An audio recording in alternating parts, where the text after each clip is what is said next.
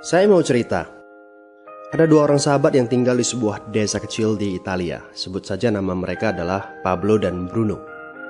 Mereka adalah anak muda yang memiliki impian yang tinggi. Mereka sering berkhayal bagaimana kalau suatu hari nanti mereka menjadi orang terkaya di desanya. Keduanya merupakan orang yang sangat ambisius. Yang mereka perlukan adalah sebuah kesempatan. Pada suatu hari, kesempatan itu pun datang. Kepala desa memutuskan untuk mempekerjakan kedua anak ini untuk membawa air dari sungai ke sebuah penampungan air di tengah desa. Keduanya masing-masing membawa 2 buah ember dan segera menuju ke sungai.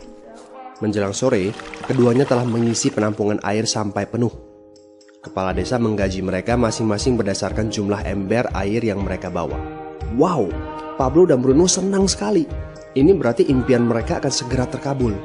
Mereka sulit percaya jika mereka bisa mendapatkan rezeki sebanyak ini. Mereka bekerja lebih keras lagi setiap hari agar bisa mengangkut air lebih banyak. Namun, Pablo mulai merasakan ketidaknyamanan. Ia tidak yakin pekerjaan ini bakal buat impiannya terwujud. Punggungnya nyeri dan kedua telapak tangannya lecet-lecet. Kian hari, kian takut saat harus pergi bekerja. Ia pun mulai berpikir keras mencari akal bagaimana caranya membawa air dari sungai ke desanya. Aha, Pablo mendapatkan ide. Bruno, saya punya rencana. Daripada kita mondar-mandir bawa-bawa ember setiap hari, kenapa kita nggak sekalian aja buat sebuah saluran pipa dari sungai ke desa kita? Saluran pipa? Ide dari mana itu? Seru Bruno. Kita udah punya kerjaan yang bagus, Pablo. Saya bisa bawa 100 ember sehari. Saya akan jadi orang kaya. Di akhir minggu, saya bisa beli pakaian baru. Pada akhir bulan, saya bisa beli seekor sapi. Dan pada akhir tahun, saya bisa bangun sebuah gubuk baru. Nggak ada kerjaan sebagus ini di desa ini. Setiap minggu kita bisa liburan. Setiap akhir tahun, kita berhak cuti selama 2 minggu dengan gaji utuh. Kita akan punya hidup yang layak. Jadi buang jauh-jauhlah pikiran untuk bangun saluran pipa. Tapi Pablo tidak putus asa. Ia akhirnya memutuskan untuk bekerja paruh waktu. Ia tetap bekerja mengangkut ember-ember air. Separuh waktunya, serta di akhir pekan, dia luangkan waktu untuk bangun saluran pipanya. Hal itu tidak mudah.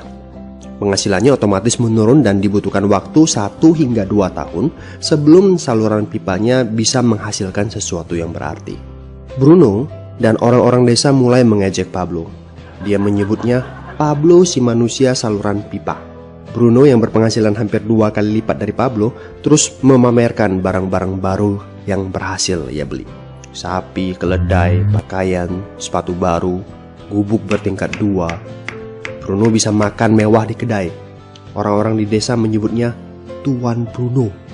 Sementara Bruno berbaring santai di sore hari pada akhir pekan, Pablo terus saja menggali saluran pipanya. Pada bulan-bulan pertama, Pablo memang tidak bisa menunjukkan hasil dari usahanya. Pekerjaannya memang sangat berat, bahkan lebih berat daripada kerjaan Bruno. Karena Pablo juga harus bekerja pada malam hari. Demikian pula di akhir minggu. Tapi Pablo selalu mengingatkan pada diri sendiri bahwa impiannya dibangun berdasarkan pada perjuangan yang dilakukan hari ini. Dari hari ke hari, dia terus menggali, inci demi inci. Sedikit demi sedikit, lama-lama jadi bukit. Dari 1 inci kemudian menjadi 1 kaki. Kemudian jadi 10 kaki. Kemudian 20 kaki, 100 kaki, dan seterusnya. Bersakit-sakit dahulu, senang-senangnya kemudian.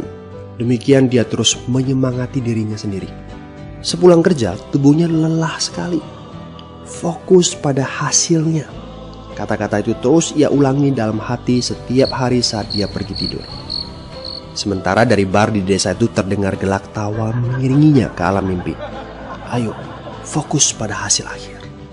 Hari berganti bulan, saluran pipanya sudah setengah jadi. Saat beristirahat, Pablo melihat dari jauh sahabatnya Bruno yang terus saja mengangkut ember-ember. Bahu Bruno tampak semakin lama semakin membungkuk. Dia menyeringai kesakitan. Langkahnya semakin lamban akibat kerja keras setiap hari. Dia semakin jarang bersantai-santai di tempat tidur gantungnya. Dia lebih sering terlihat di bar, duduk dengan wajah letih dan murung. Saat pengunjung bar melihat Bruno, mereka saling berbisik. Hei, ini dia Bruno si manusia ember. Dia lebih suka duduk sendiri di sudut yang gelap ditemani botol-botol kosong di sekelilingnya. Akhirnya, saat bahagia Pablo pun tiba.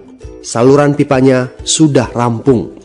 Orang-orang desa berkumpul saat air mulai mengalir dari saluran pipanya menuju ke penampungan air di desa. Sekarang, desa ini sudah bisa mendapatkan pasokan air bersih secara tetap. Pablo tidak perlu lagi membawa ember. Artinya, airnya akan terus mengalir, baik dia sedang bekerja maupun tidak. Air itu mengalir saat dia makan, saat dia tidur. Air itu mengalir di akhir minggu ketika dia asyik bermain. Semakin banyak air yang mengalir ke desa itu, semakin banyak pula uang yang mengalir ke kantong Pablo. Apa moral dari cerita ini? Pertanyaan yang paling penting untuk kita renungkan adalah, siapakah Anda? Seorang pembawa ember atau seorang pembuat saluran pipa? Apakah Anda hanya mendapatkan penghasilan jika Anda datang ke tempat kerjaan, seperti Bruno pengangkut ember? Atau Anda termasuk orang yang bekerja hanya sekali saja, kemudian Anda dibayar terus-menerus, seperti Pablo pembuat saluran pipa? Jika Anda termasuk orang kebanyakan, itu berarti Anda bekerja dengan menggunakan pola pembawa ember. Anda membarterkan waktu untuk mendapatkan uang. Maksudnya, bekerja 1 jam dibayar per jam, bekerja 1 bulan dibayar per bulan, bekerja setahun dibayar per tahun. Masuk akal kan? Masalahnya, dengan sistem pembawa ember, masuknya uang akan berhenti saat kita berhenti bawa ember. Artinya pendapatan kita hanya sementara alias tidak langgeng. Kalau di suatu pagi Bruno bangun dan punggungnya terasa sakit, sehingga dia tidak bisa bangkit dari tempat tidurnya, berapa uang yang akan dia dapatkan hari itu? 0 besar. Fakta yang harus kita sadari adalah kita tidak bisa bekerja selamanya karena faktor usia dan kesehatan. Jika kita tidak sanggup membarterkan waktu kita, maka kita tidak akan mendapatkan uang. Pablo jauh hari sudah menyadari keterbatasan ini. Karena itulah dia langsung berpikir untuk menciptakan suatu sistem yang memungkinkan dia untuk terus mendapatkan bayaran baik dengan cara barter waktu ataupun tidak. Pikirkan ini. Bagaimana dengan Anda? Anda mau apa kalau besok penghasilan Anda berhenti? Apa yang akan terjadi kalau Anda dipecat? Apa yang terjadi kalau kemudian Anda sakit atau cacat sehingga tidak bisa membawa ember lagi? Bagaimana seandainya perawatan kesehatan yang mendadak yang harus Anda jalani menghabiskan uang tabungan Anda? Apa yang terjadi bila uang tabungan Anda itu langsung menguap dalam semalam? Kalau penghasilan Anda berhenti besok, untuk berapa lama Anda bisa membayar hipotek Anda? Cicilan rumah, mobil Anda, ataupun untuk biaya sekolah anak-anak Anda? 1 tahun, 6 bulan, 3 bulan, atau 3 minggu? Jelas.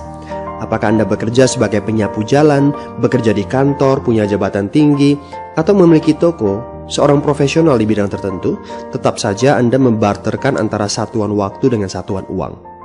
Apakah dengan cara demikian Anda akan aman?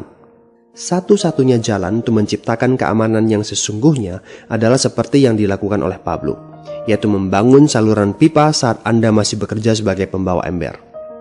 Dengan membangun sebuah saluran pipa, Anda cukup mengerjakan pekerjaan sekali saja, capeknya sekali saja, tetapi Anda akan dibayar terus-menerus.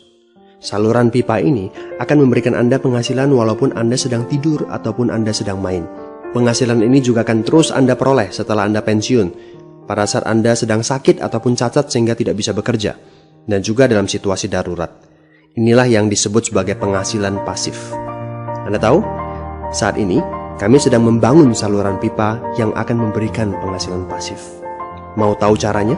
Hubungi teman yang meminta Anda untuk menonton video ini. Dia punya akses untuk informasi yang Anda butuhkan. Mintalah video lanjutannya, atau jika memungkinkan, bertemu langsung dengan teman Anda.